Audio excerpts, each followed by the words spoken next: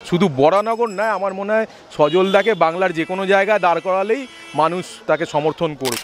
সজলবাবুর জয় শুধুমাত্র সময়ের অপেক্ষা।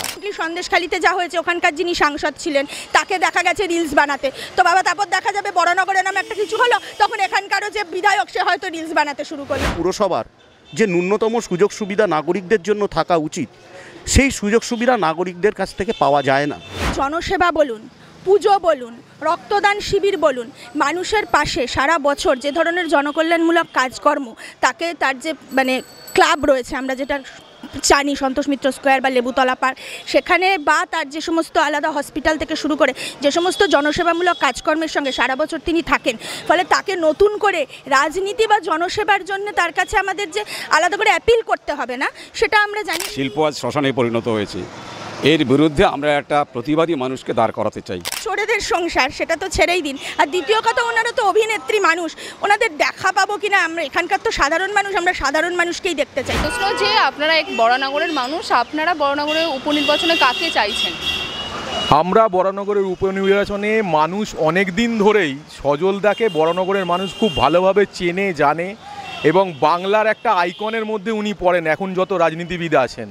আর রাম মন্দিরের পুজো করার পর বরানগর থেকে বহু লোক এবং বাংলার বিভিন্ন জায়গা থেকে গেছে, এবং তার সাথে সাথে ছাত্র রাজনীতি উনি যখন পুরনো করতেন এবং তারপরে বিজেপির সঙ্গে যখন যুক্ত হয়েছেন, যা যা আন্দোলন করেছেন, তাতে বরানগরের লোক খুব ভালোভাবে ওনাকে চিনেছে, এবং মানুষ মনে প্রাণে চাইছে এরকম একটা লড়াকু মানুষ, যিনি সবসময় রাস্তায় থেকে লড়াই করেন, সাধারণ মানুষের কাজ করেন, সাধারণ মানুষের মধ্যে থেকে, এবং যাকে খুব সহজে হাতের কাছে পাওয়া যায়।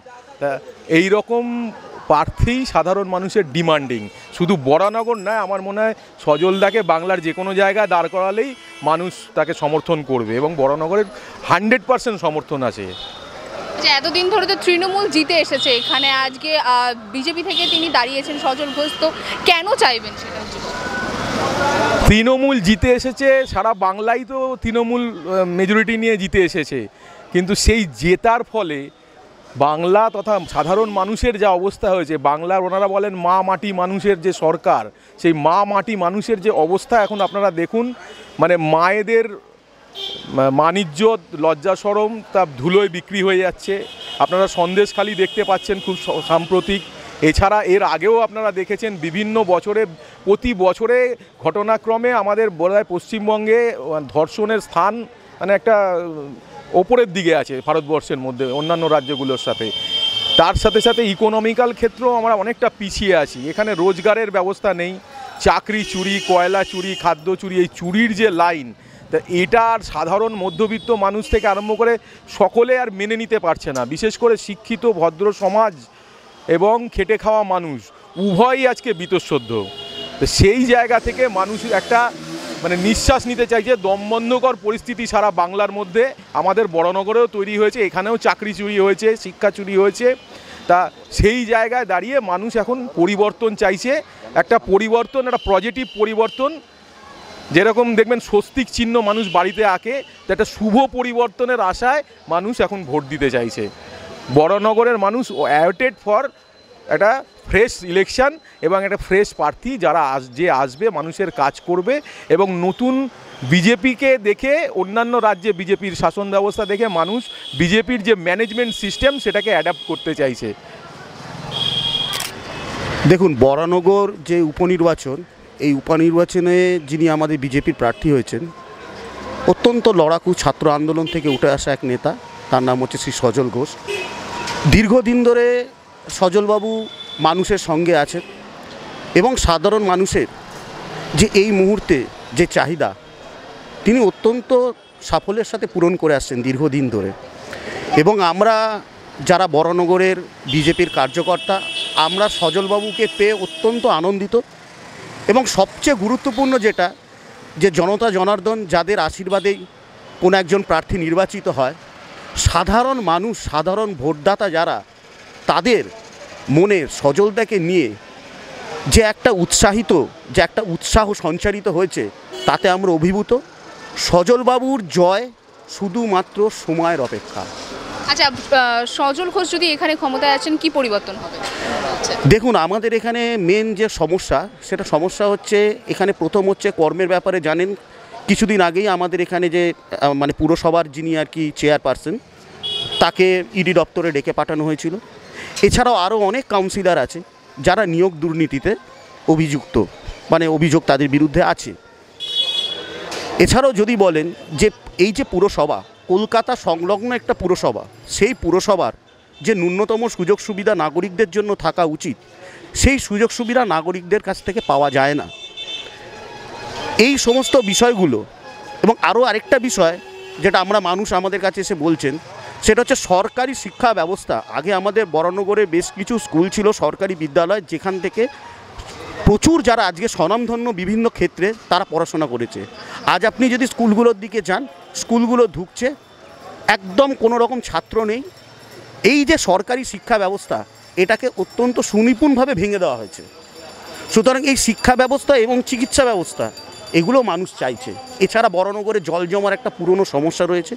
এই পুরসভা 2010 সালে ক্ষমতায় এসছে এই পুরো বোর্ড, আজ 14 বছর হয়ে গেল, ন্যূনতম নাগরিক পরিষেবার এরকম উন্নতি সাধন করতে পারেনি। কয়েকটা লাইট লাগালে নাগরিকদের সমস্যার সমাধান হয় না। আচ্ছা, বরানগরের বাসিন্দা আপনারা এই যে উপনির্বাচন হচ্ছে, একদিকে সায়ন্তকে তৃণমূল থেকে দাঁড়িয়েছে, অন্যদিকে সজল ঘোষ তিনি বিজেপি থেকে দাঁড়িয়েছেন, আপনারা কাকে চাইছেন? আমরা চাইছি এই কারণে, আজকে পশ্চিমবাংলার সার্বিক যে ব্যবস্থা, অর্থাৎ দুর্নীতি শিক্ষাক্ষেত্রে মেরুদণ্ড ভেঙে দিয়েছে, শিল্প আজ শ্মশানে পরিণত হয়েছে। এর বিরুদ্ধে আমরা একটা প্রতিবাদী মানুষকে দাঁড় করাতে চাই। আমার পার্টি সেটা দায়িত্ব নিয়ে একজন প্রতিবাদী মানুষকে দাঁড় করে দিয়েছে। বরানগরের মানুষ যাতে আগামী দিনে প্রতিবাদ করতে পারে বিভিন্ন এই ভ্রষ্টাচার বা দুর্নীতির বিরুদ্ধে, বা এই মিউনিসিপ্যালিটিতে যে দুর্নীতি হচ্ছে তার বিরুদ্ধে যেন প্রতিবাদের সরব হতে পারেন, এমন একটা মানুষকে চেয়েছিলাম। আমরা বরানগরবাসী সেরকম একটা মানুষকে পেয়েছি, সজল ঘোষকে। সজল ঘোষ। মানে কেন চাইছেন? কারণ এতদিন ধরে তো তৃণমূল শাসনে ছিল। দেখুন, এই সজল ঘোষ অনেক দিন ধরে দেখাচ্ছি, উনি লড়াকু একজন নেতা, ওনার মধ্যে একটা সততা আছে। আর তৃণমূলের কথা বলবেন না, ওখান থেকে যেই যতই দাঁড়াক, আমরা বরানগর এতদিন সব বাস করে যা মানে অসুবিধার মধ্যে রয়েছি, সে বহানা নেই। আমরা এখন সজল ঘোষকেই চাই। দেখুন, বিজেপির তরফ থেকে তো আপনারা জানেন রাজনৈতিক ব্যক্তিত্বকে এখানে প্রার্থী হিসেবে সজল ঘোষকে দেওয়া হয়েছে। এবার সজল ঘোষকে নিয়ে বলার কিছু নেই, শুধু বিজেপি করি বলে নয় বা বরানগরের বাসিন্দা বলে নয়, মানে সজল ঘোষ বর্তমানে একজন নিজেকে যেভাবে যে জায়গায় উন্নীত করেছেন, এবং সবথেকে বড় কথা, তাকে রাজনীতি শেখানোর কিছু নেই। আজকে জনসেবা বলুন, পুজো বলুন, রক্তদান শিবির বলুন, মানুষের পাশে সারা বছর যে ধরনের জনকল্যাণমূলক কাজকর্ম, তাকে তার যে মানে ক্লাব রয়েছে, আমরা যেটা জানি সন্তোষ মিত্র স্কোয়ার বা লেবুতলা পার্ক, সেখানে বা তার যে সমস্ত আলাদা হসপিটাল থেকে শুরু করে যে সমস্ত জনসেবামূলক কাজকর্মের সঙ্গে সারা বছর তিনি থাকেন, ফলে তাকে নতুন করে রাজনীতি বা জনসেবার জন্য তার কাছে আমাদের যে আলাদা করে অ্যাপিল করতে হবে না, সেটা আমরা জানি। এদিক থেকে অবশ্যই তেনার একটা প্লাস পয়েন্ট রয়েছে। আর বাকি রইল বলবো অপোনেন্ট প্রার্থীকে নিয়ে। প্রথমত তৃণমূল, এখন তৃণমূলকে নিয়ে মানে সেখানে তো চোরেদের সংসার, সেটা তো ছেড়েই দিন। আর দ্বিতীয় কথা, ওনারা তো অভিনেত্রী মানুষ, ওনাদের দেখা পাবো কিনা, আমরা এখানকার তো সাধারণ মানুষ, আমরা সাধারণ মানুষকেই দেখতে চাই। অভিনেত্রী মানুষ, তিনি সব গ্ল্যামার ওয়ার্ল্ডের বড় বড় ব্যাপার, সানগ্লাস পরে গাড়িতে পরে গাড়ি করে ঘোরেন, তো সেখান থেকে তিনি নামবেন, কবে তিনি আসবেন? কারণ দেখুন, রিসেন্টলি সন্দেশখালিতে যা হয়েছে, ওখানকার যিনি সাংসদ ছিলেন তাকে দেখা গেছে রিলস বানাতে, তো বাবা তারপর দেখা যাবে বরানগরের নামে একটা কিছু হলো, তখন এখানকারও যে বিধায়ক সে হয়তো রিলস বানাতে শুরু করলো। তো বাবা, আমাদের রিলস দরকার নেই, আমাদের মানে কম্বল দান হবে বা রক্তদান হবে, এগুলোই দরকার আছে। তো সজল ঘোষ যুগ যুগ জিও, সজল ঘোষকে আমরাই চাই।